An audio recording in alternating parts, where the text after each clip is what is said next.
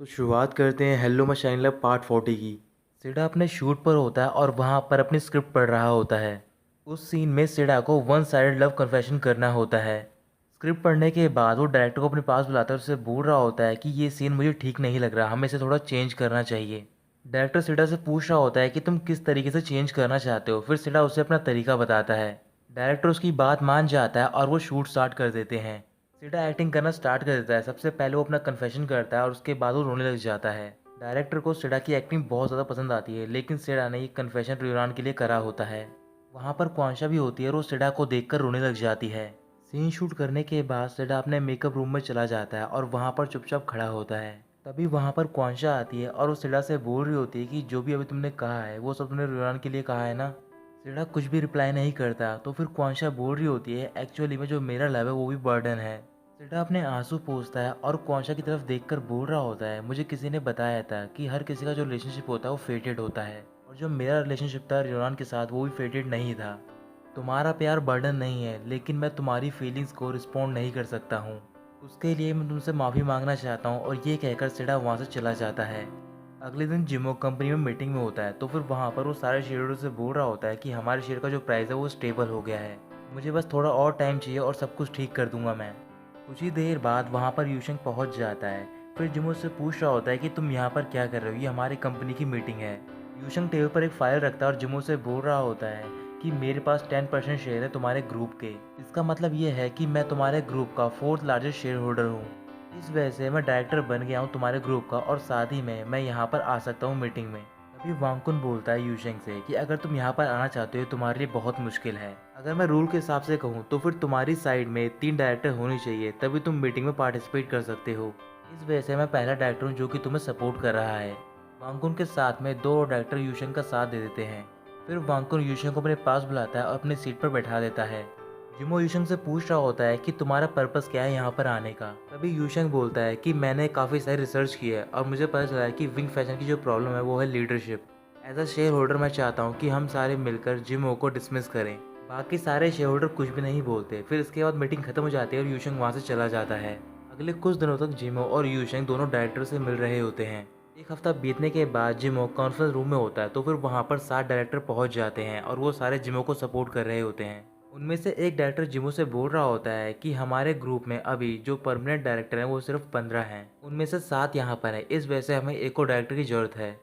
तभी जिमो बोलता है कि मेरे पास एक कैंडिडेट है और वो है वांगकुन। ये सुनने के बाद वो सारे सरप्राइज हो जाते हैं और डायरेक्टर बोल रहा होता है जिमो से कि ये तुम क्या कह रहे हो, तुम्हें पता है कि वो यूशेंग की साइड में है। जिमो बोल रहा होता है मुझे पता है कि वो यूशेंग की साइड में, लेकिन मैं रिस्क लेना चाहता हूँ।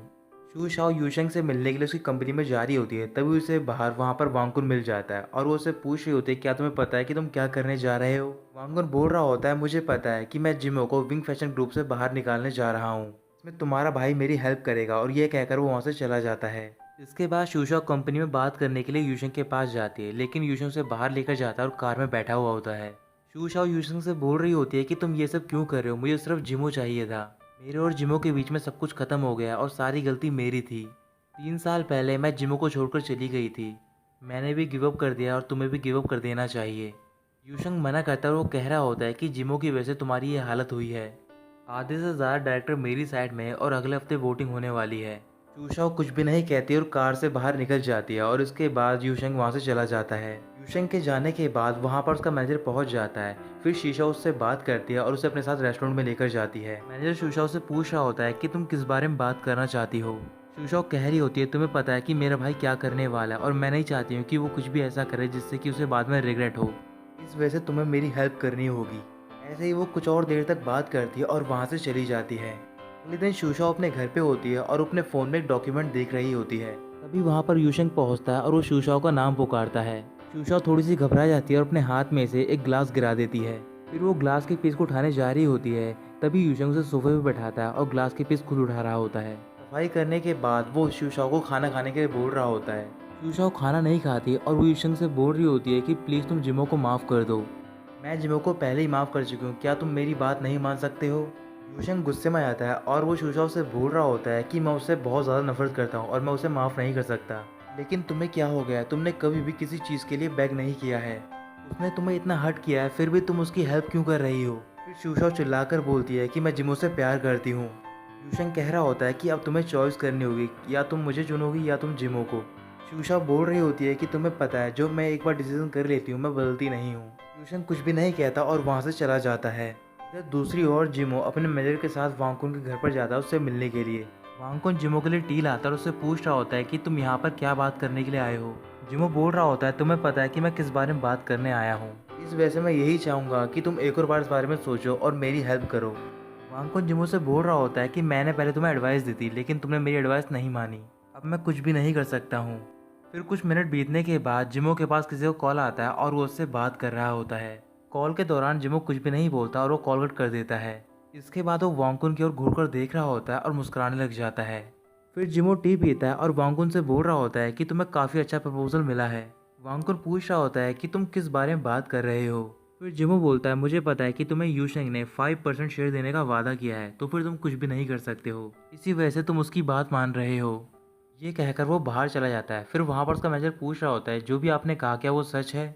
जिमो कहता है कि मुझे नहीं पता। फिर वो अपना फ़ोन निकालता है और अपने मैनेजर को एक डॉक्यूमेंट दिखा रहा होता है। मैनेजर देखने के बाद बोल रहा होता है कि ये तो कॉन्फिडेंशियल डॉक्यूमेंट है, ये आपके पास कैसे आया।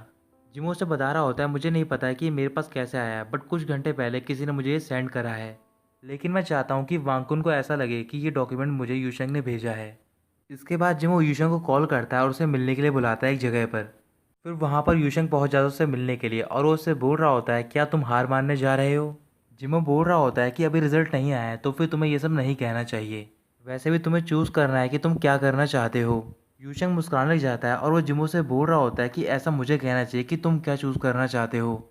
जिमो बोल रहा होता है कि मैंने पहले ही बता दिया है कि मैं अपने ग्रुप को प्रोटेक्ट करूँगा, मैं अपनी हार मान सकता हूँ लेकिन वो सिर्फ शूशाओ से, ना कि तुमसे। और एक बात याद रखना कि तुम ये अकेले पर्सन नहीं हो जो कि किसी को ब्राइब दे सकता है, चाहूँ तो मैं भी 5% दे सकता हूँ। यूशंग कुछ भी नहीं बोलता है और वहाँ से चला जाता है। जिमो और उसका मैनेजर भी साथ में जा रहे होते हैं तो फिर मैनेजर बोल रहा होता है क्या आपको लगता है कि आपका आइडिया काम करेगा। जिमो बोल रहा होता है कि वांगकुन पे तो काम कर गया है लेकिन जो यूशंग है वो काफ़ी डिफरेंट है। यूशंग की कोई भी कमजोरी नहीं है लेकिन वो किसी पे भी जल्दी ट्रस्ट नहीं करता, तो फिर यही उसकी वीकनेस है। और मैंने वांगकुन और यूशंग के बीच में जो ट्रस्ट था उसमें दरार डाल दी है। मुझे लगता है कि अब तक यूशेंग ने वांगकुन को कॉल कर दिया होगा और उसे मिलने के लिए बुलाया होगा। जिमो की बात बिल्कुल ठीक निकलती है। यूशेंग वांगकुन को कॉल करता है और उसे मिलने के लिए अपने ऑफिस में बुलाता है। वहाँ पर पहुँचने के बाद यूशेंग वांगकुन से बोल रहा होता है क्या बोर्ड की मीटिंग के लिए सब कुछ तैयार हो गया है। वांगकुन कह रहा होता है कि तुम्हें चिंता करने की कोई ज़रूरत नहीं क्योंकि मेजोरिटी हमारे साथ है। फिर यूशेंग कह रहा होता है कि मैं श्योर नहीं हूँ इस बात के लिए, जितने भी डायरेक्टर हमारे साइड में वो सारे तुमसे लिंक हैं, ऐसा नहीं कि मैं तुम पर ट्रस्ट नहीं करता हूँ, इसी वजह से मैं सिक्योरिटी के तौर पर तुमसे एक और डॉक्यूमेंट पर साइन चाहता हूँ। फिर वो वांगकुन को एग्रीमेंट देता है। एग्रीमेंट देखने के बाद वांगकुन बोल रहा होता है कि ये तो शेयर एजेंसी का एग्रीमेंट है।